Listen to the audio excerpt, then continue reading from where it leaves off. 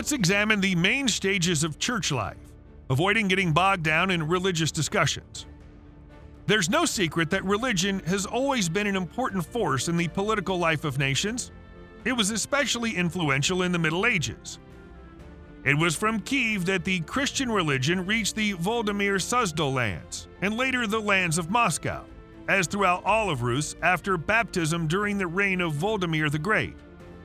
For centuries, the metropolitans of Kyiv guided the ecclesiastical life of Rus and all the lands under its control. The Muscovites made one of their first attempts to detach their part of the church from Kyiv in 1409, when Theodosius Photius, a Greek priest from Polotsk, was appointed metropolitan of Kyiv.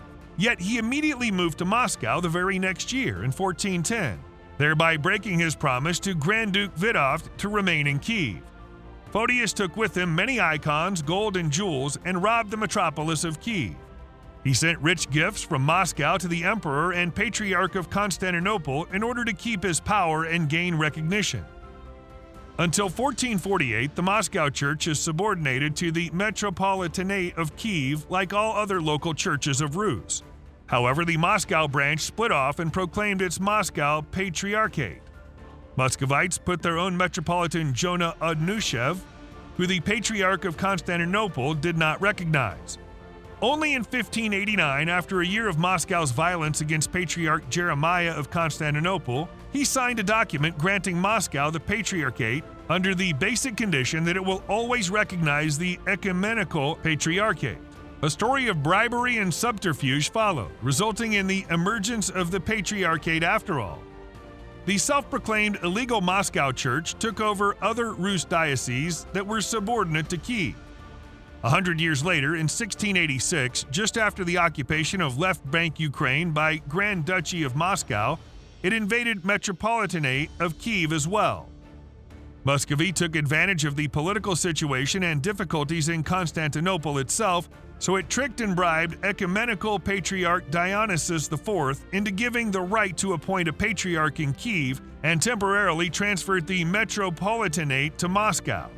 In 1687, the Council of Constantinople condemned Patriarch Dionysius for transferring the Kyiv Metropolitanate to Moscow, assessing this act as symmetry, that is, bribery, depriving Dionysius of the patriarchal throne and declaring him anathema. In the early 18th century, the Moscow Patriarchate was replaced by Tsar Peter the Great.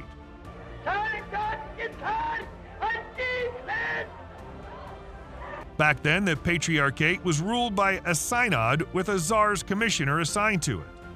Peter wanted to influence and control his political church directly.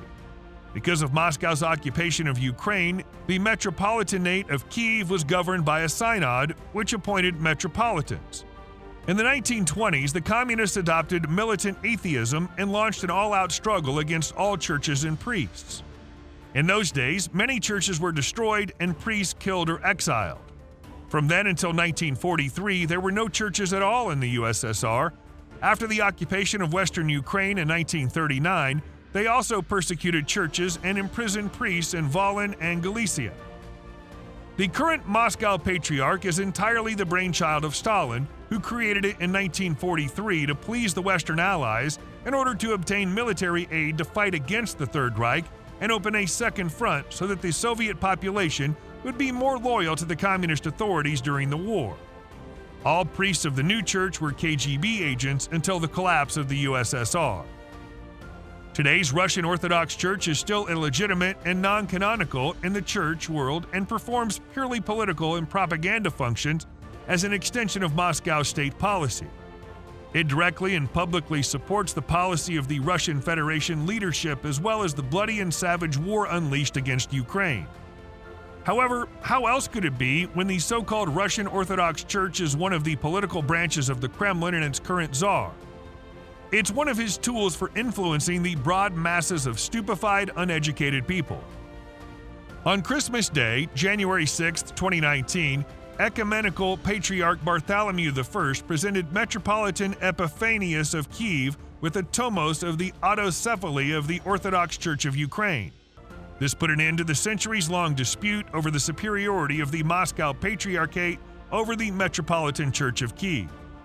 The document confirmed the direct subordination of Kyiv to the ecumenical patriarchate and rejected the Moscow administration imposed by force and deceit since 1686. Tomos restored historical justice and church hierarchy while confirming the illegitimacy of the Moscow Patriarchate's independent existence and its subordination to the metropolitanate of Kyiv. Thank you for watching. Stay tuned, click the like button, and subscribe to our channel.